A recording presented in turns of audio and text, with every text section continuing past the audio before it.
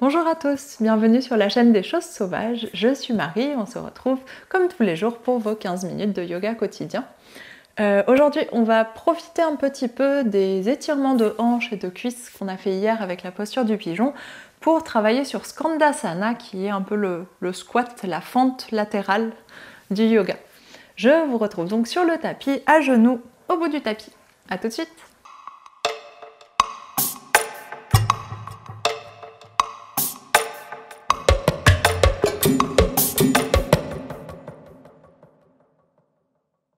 On se retrouve donc, gros orteils ensemble, genoux serrés, on va venir s'allonger vers l'avant, en posture de l'enfant, relâcher le front dans le sol.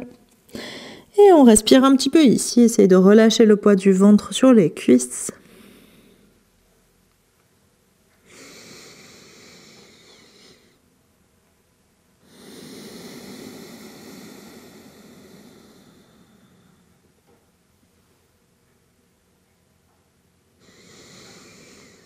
Prenez des grandes et longues respirations.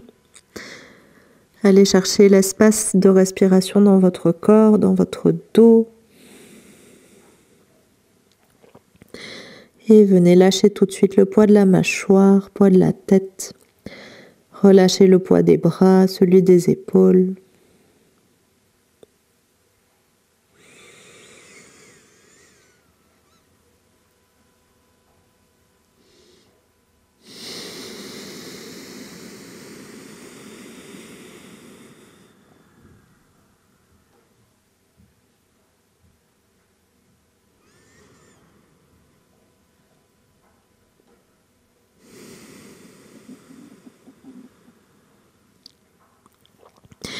Et sur votre inspiration suivante, on va venir s'installer à quatre pattes en dos rond. Et tout de suite, creusez le dos, regardez vers l'avant et on retourne s'asseoir avec un dos creux, poitrine ouverte vers l'avant. Et deux allers-retours comme ça, encore inspire, dos rond pour venir à quatre pattes, oreilles qui restent entre les bras. Et expire, dos creux, regarde loin vers l'avant. Et encore, inspire, dos rond. Expire, dos creux. Et on essaye de garder la tête redressée, de monter sur le bout des doigts des mains. Bien relâcher le ventre vers les cuisses autant que possible. Sauf si ça tire dans la nuque, dans ce cas-là, vous pouvez relâcher la tête vers le sol. Mais sinon, essayez de regarder droit devant vous, d'étirer un petit peu dans les épaules. Et sur votre expiration suivante, relâche tout au sol. Et on vient inspirer, vient à quatre pattes, cette fois sans dos rond. Et on va venir tout de suite déposer le pied gauche à l'avant du tapis, comme si on allait en fente. Et on va reculer le bassin, flexer le pied gauche, allonger la jambe gauche. Essayez de bien mettre les deux hanches côte à côte. Si ça tire trop, petit plié dans le genou pour aller chercher l'étirement dans la cuisse en priorité. Et laisse le buste basculer vers l'avant. Vous pouvez être très haut sur le bout de vos doigts. Flexe le pied avant. Redresse la colonne, allonge le dos. Et si vous êtes très à l'aise, allez chercher loin devant avec les mains. Dernière grande inspiration ici. Et grande expiration. Et sur l'inspiration d'après, plie le genou pour revenir en fente. Et repousse sur les doigts pour revenir à quatre pattes, fesses sur les talons. Et tout de suite, inspire, l'autre pied vers l'avant. Deux mains de part et d'autre du pied. Et flexe le pied, allonge la jambe, recule la hanche tout de suite. Deux hanches sur la même ligne. Essaye de ramener l'extérieur du pied, le petit orteil, vers la hanche. Donc de vraiment ouvrir le pied, pas laisser le pied se tordre vers l'intérieur. Ouvrir le pied. Et pareil, vous avez un petit plié, si jamais ça tire trop, essayez de laisser les fesses sortir. Même si vous êtes ici avec le dos très arrondi, essayez petit à petit de basculer fesses vers l'arrière, bassin vers l'avant pour aller chercher l'étirement. Et pareil, si vous vous sentez plutôt bien dans cette position, on étire les bras loin vers l'avant et rapprochez le sommet du crâne du pied, le nombril du genou. Même si a priori jamais votre nombril n'arrivera sur le genou, mais c'est pour lui donner une direction.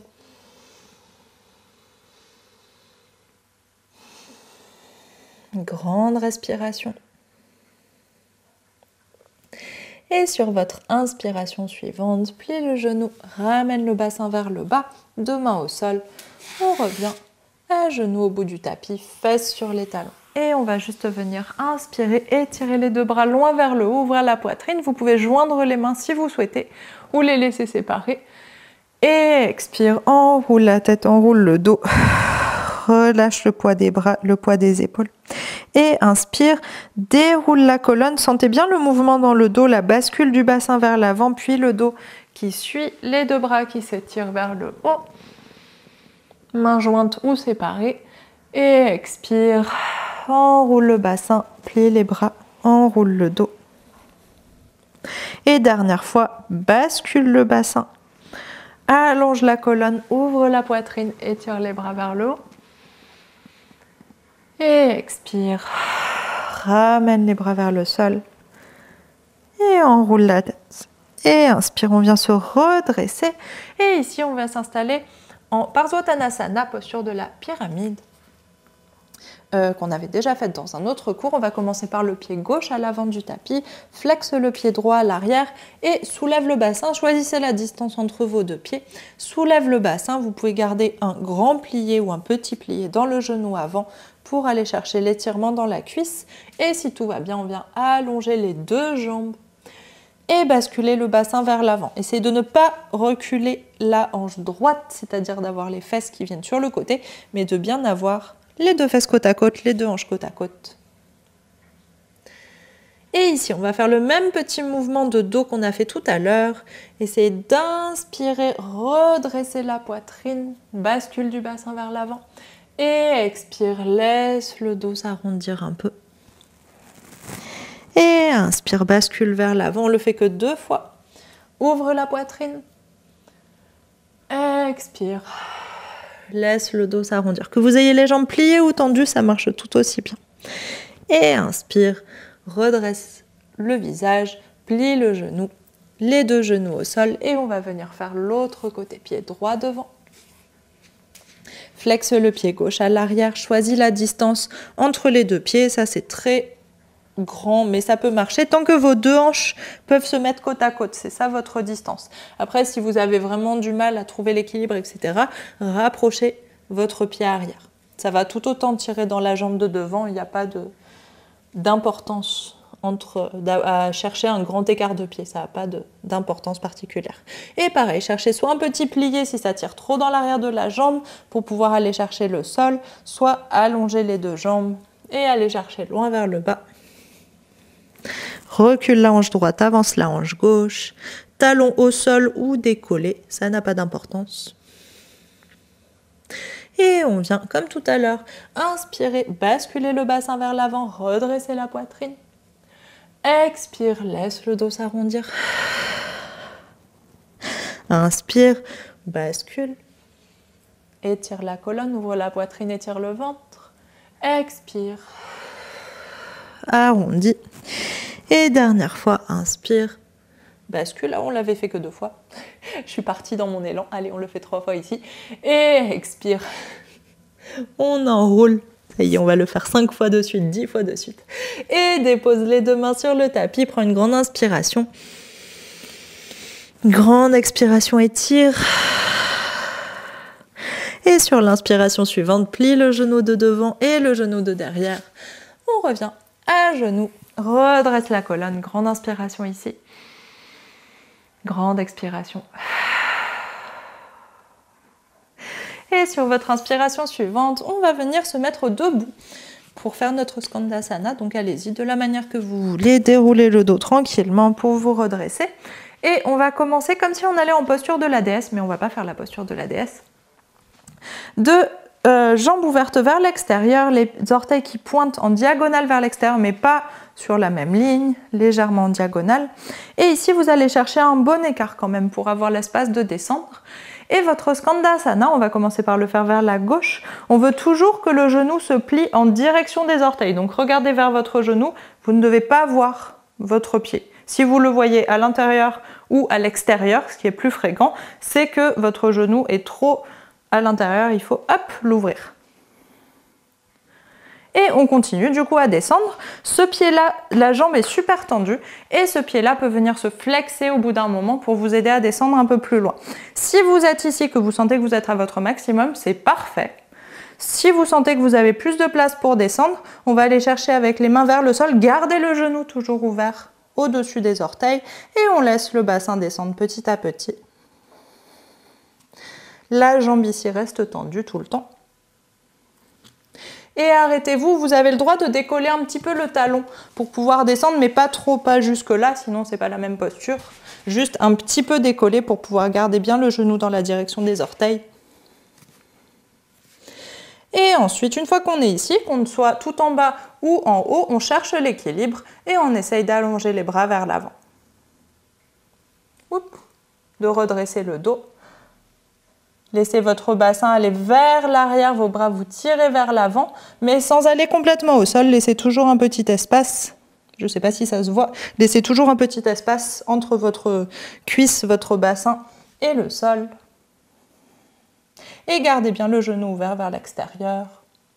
Et ici, vous avez le choix, on va venir faire le Skandasana de l'autre côté. Soit on se redresse sans les mains, soit vous avez le droit de pousser un petit peu, vous choisissez. On allonge, même si vous partez de là, on allonge. Et expire, vient de l'autre côté, genou en direction des orteils, la jambe gauche super tendue. Et on se laisse descendre, laissez le genou s'ouvrir. Quand vous sentez le genou qui fait ça, on s'arrête, on réouvre le genou et on reste. Et allez jusque là où vous êtes confortable.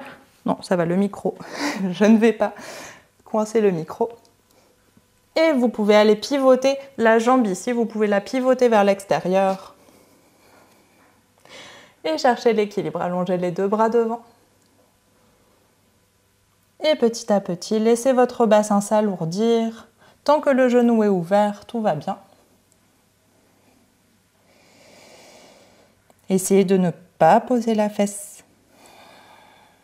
Sauf si vous êtes extrêmement souple, que vous avez beaucoup d'ouverture, auquel cas vous pouvez avoir la fesse au sol et toujours sentir l'étirement.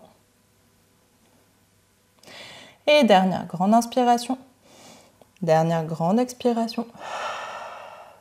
Et sur l'inspiration suivante, avec ou sans les mains, on se redresse. Allongez les deux jambes si vous partez d'ici. Allongez les deux jambes, étirez les bras vers le plafond et expire, on vient se relâcher vers l'avant. Fermez un peu les orteils pour venir étirer l'extérieur des jambes. Relâchez complètement, poids du dos, poids de la tête, poids des bras. Détendez les cuisses. On ne va pas le refaire ici. Si vous avez envie d'essayer encore une fois de chaque côté, comme d'habitude, mettez pause sur la vidéo et allez-y. Et sur votre inspiration suivante, main au sol, on vient étirer le dos, allonger la poitrine, allonger le bas du dos. Et expire. Relâche. Pivote vers le côté que vous voulez. Plie les genoux. Un genou au sol, l'autre genou au sol. Fesses sur les talons. Déroule la colonne. Et on respire ici. Prenez le temps de sentir le bassin, poids du bassin vers les talons. Cuisses compressées par les mollets. Mains sur les cuisses. Et observez comment vous vous sentez dans vos jambes, dans vos hanches. Dans tout votre corps.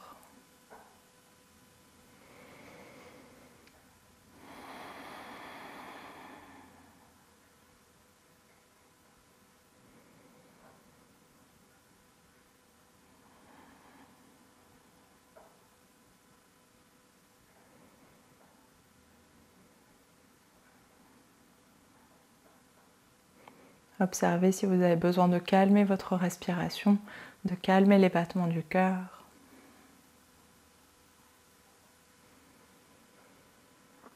Et sur votre inspiration suivante, on décale les fesses d'un côté, ramène les deux jambes vers l'avant. On va juste étirer un petit peu l'arrière des jambes qui ont bien travaillé.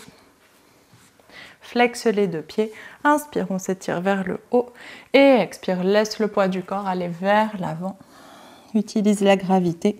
relâche le poids de la tête et on essaye de caler les jambes, d'empêcher les jambes de s'ouvrir vers l'extérieur. Si jamais vous avez des hanches très ouvertes, on les garde bien fermées.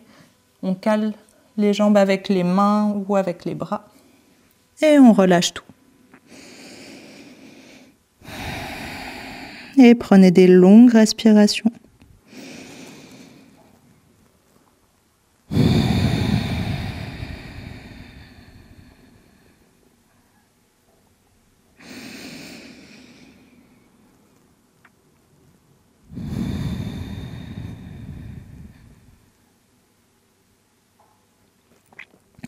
Et une dernière grande inspiration ici, allez respirer avec votre dos dans l'arrière du bassin, dans les cuisses. Dernière grande expiration. Et inspire, on vient dérouler la colonne, vertèbre par vertèbre.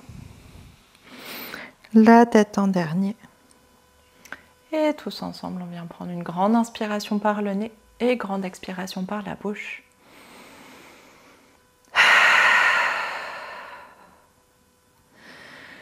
Et inspire, on ouvre les yeux. Et c'est la fin de ce cours, j'espère qu'il vous aura plu.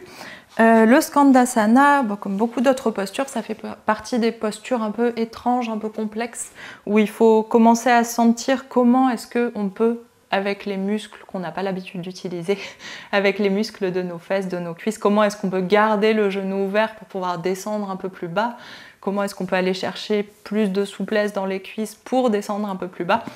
C'est très inhabituel comme posture, on ne fait pas ça, même les squats de plus de salles de sport, etc. ne sont pas tout à fait les mêmes.